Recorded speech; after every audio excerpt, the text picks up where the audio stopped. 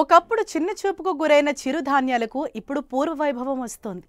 చిరుధాన్యాల్లోని పోషక విలువలు, ఆరోగ్యానికి అవి చేసే మేలును గుర్తించాక మళ్లీ వీటి వాడకం పెరిగింది.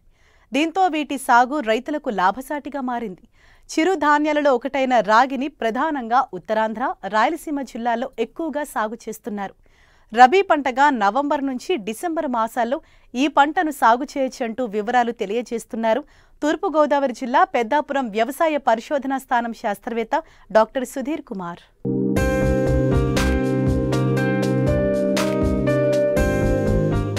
చిరుధాన్యపు పంటలు తిరిగి పూర్వ వైభవాన్ని సంతరించుకుంటున్నాయి. మారిన జీవనశైలి, ఆహారపు అలవాట్ల కారణంగా ఎదురవుతున్న అనేక సమస్యలకు వీటి వాడకం చక్కటి పరిష్కారమంటూ వైద్యులు సూచిస్తున్నారు. ముఖ్యంగా చిరుధాన్యాలలో ఒకటైన రాగి విస్తీర్ణం ఏటా పెరుగుతోంది. ప్రాంతాలను బట్టి రాగిని తైదలు, చోడిగా వ్యవహరిస్తారు. రాగులు బియ్యానికి చక్కటి ప్రత్యామ్నాయ చిరుధాన్యం. ఒకప్పుడు రాగి సంగటి పేరు చెబితే మొహం చాటేసిన సంపన్న వర్గాలు నేడు అనేక ఆరోగ్య సమస్యల వల్ల తమ ఆహారపు అలవాట్లలో దీనికి అధిక ప్రాధాన్యత ఇస్తున్నారు. రాగిలో ఉండే పోషక విలువలే దీనికి గల ప్రధాన కారణం. రాగుల్లో అధికంగా ఉండే కాల్షియం ఎముకలకు దృఢత్వాన్ని ఇస్తుంది.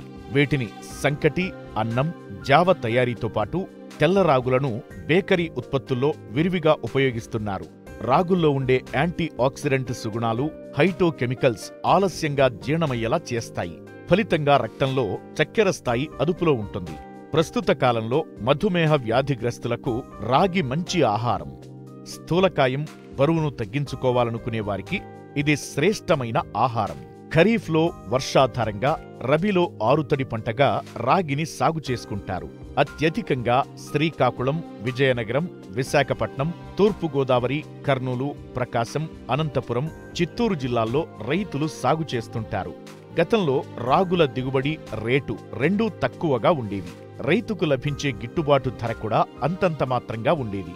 కాని ఇప్పుడు అందుబాటులోకొచ్చిన కొత్త రకాలతో రైతులు ఎకరానికి 12 నుంచి 15 క్వింటాళ్ల దిగుబడి సాధిస్తున్నారు.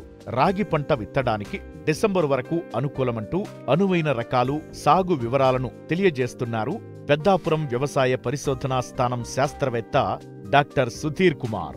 వ్యవసాయ పరిశోధనా స్థానం పెద్దాపురం నుంచి విడుదలైన గోదావరి, రత్నగిరి అనే 2 రకాలు ఉన్నాయి.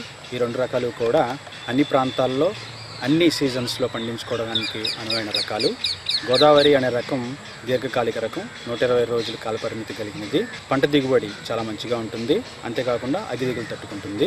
రత్నగిరి అనే రకం ఇంకొకటి ఉంది, అది కూడా 115 నుండి 120 రోజుల కాలపరిమితి కలిగిన దీర్ఘకాలిక రకం.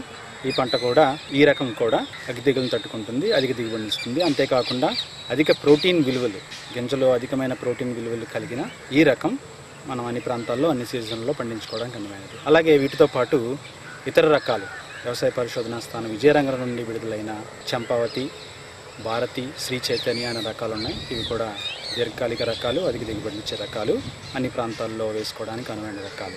అలాగే వ్యవసాయ పరిశోధనా స్థానం పెరుమాలపల్లి నుంచి విడుదలైన రకాలు ఉన్నాయి. సప్తగిరి అనే రకం 100 నుంచి 105 రోజులు కలిగిన కాలపరిమితి కలిగిన రకం ఇది, అంటే మధ్యకాలిక రకం. ఇది రాయలసీమ ప్రాంతంలో పండించుకోవడానికి అనువైనది. ముద్దకంకి కలిగి ఉంటుంది, అధిక దిగుబడినిస్తుంది, అగ్గి దిగుని తట్టుకుంటుంది. అలాగే వకుల కూడా 100 రోజుల కాలపరిమితి కలిగిన రకం. వీటితో పాటు తెల్ల రాగి రకమైన హిమ వ్యవసాయ పరిశోధనా స్థానం విజయనగరం నుండి విడుదలైంది 2012లో. బేకరీ ఉత్పత్తులు తయారు చేయడానికి ఉపయోగపడేది ఈ గింజ.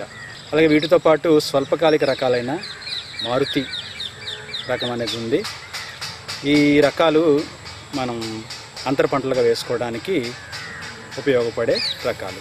రాగిని తేలిక రకం ఇసుక నేలలు, బరువైన నేలలు, కొద్దిపాటి చౌడు సమస్య ఉన్న భూముల్లో సాగు చేసుకోవచ్చు. నీరు నిల్వ ఉండే భూములు అనువైనవి కావు. ముఖ్యంగా సరైన సాంద్రతలో మొక్కలు పెట్టినట్లయితే అధిక దిగుబడులు వచ్చే అవకాశముంది. నేరుగా విత్తుకునే పద్ధతిలో 2 నుంచి 3 కేజీల విత్తనం అవసరమవుతుంది. అలాగే నారు పోసుకునే విధానంలో కూడా మనం 5 సెంట్ల నారుమడి తయారు చేసుకోవాల్సి ఉంటుంది. 2 కేజీలు విత్తనాన్ని మనం చల్లుకుని బాగా మట్టిలో కలియబెట్టాలి. సో తద్వారా మంచి నారుమడి మనం పెంచుకోవడానికి అవకాశం ఉంటుంది. నారుమడి పోసుకున్న పద్ధతిలో మనం 20 నుండి 25 రోజుల తర్వాత ప్రధాన పొలం తయారు చేసుకుని ప్రధాన పొలంలో నారుని మనం నాటుకోవాల్సి ఉంటుంది. ఒకవేళ వరుసల్లో కనుక నాటుకున్నట్టయితే వరుసకి మధ్య 30 సెంటీమీటర్లు, అలాగే మొక్కకి మధ్య 10 సెంటీమీటర్ల దూరం కనుక పాటించినట్టయితే సరైన మొక్కల సాంద్రత చేయడానికి ఆస్కారం ఉంటుంది. డైరెక్ట్గా మనం విత్తుకున్నట్టయితే మొలకెత్తిన 10-15 రోజుల తర్వాత ఒత్తుగా ఉండే చోట మొక్కలు మనం తీసివేసుకోవాలి. ఆ విధంగా సరైన మొక్కల సాంద్రతను మనం పాటించవచ్చు. రాగి సాగులో ఎరువుల యాజమాన్యం కీలకం.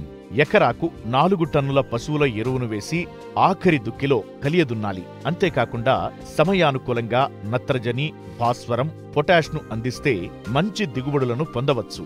ఎరువుల యాజమాన్యం కనుక చూసినట్టయితే దుక్కిలో 12-8-8 నత్రజని, భాస్వరం మరియు పొటాష్నిచ్చే ఎరువులను వేసుకోవాలి.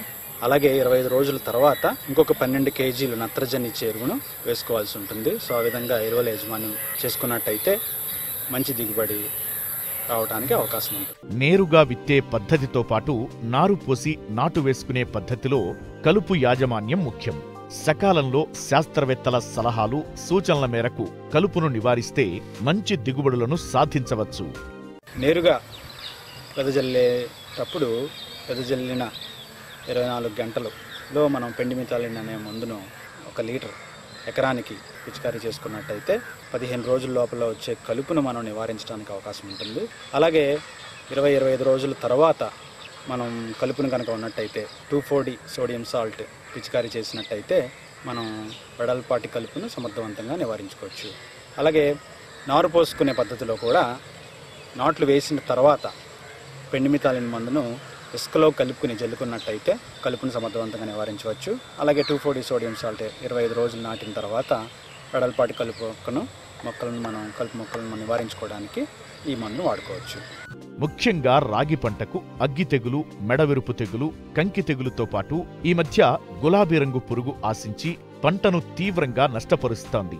సకాలంలో వీటిని గుర్తించి నివారించాలని శాస్త్రవేత్త సూచిస్తున్నారు. ఎక్కువగా అగ్గి తెగులు మనం చూస్తాం. అగ్గి తెగులు కూడా ఆకు మీద ఈ తెగులు వస్తుంది, అలాగే మెడ మీద వస్తుంది, అలాగే కంకి మీద కూడా ఈ తెగులు మనం చూడవచ్చు. మొదట్లో ఆకు మీద కనుక మనం ఈ తెగులను చూసినట్టయితే కార్బండిజం 1 గ్రామ్ లీటర్ నీటికి పిచికారీ చేసి మనం సమర్థవంతంగా నివారించుకోవచ్చు.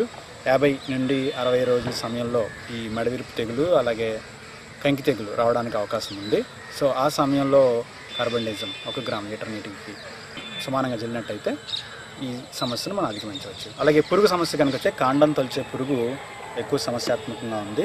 తొలి దశలో ఈ పురుగును మనం నివారించడానికి సరైన యాజమాన్య చర్యలు కనుక పాటించినట్టయితే పురుగును సమర్థవంతంగా మనం నివారించవచ్చు. రాగి పంటలో ప్రస్తుతం మేలైన రకాలు అందుబాటులో ఉండటం వల్ల మేలైన యాజమాన్య పద్ధతులు పాటిస్తే ఎకరాకు 10 నుంచి 12 క్వింటాళ్ల దిగుబడి సాధించే వీలుంది.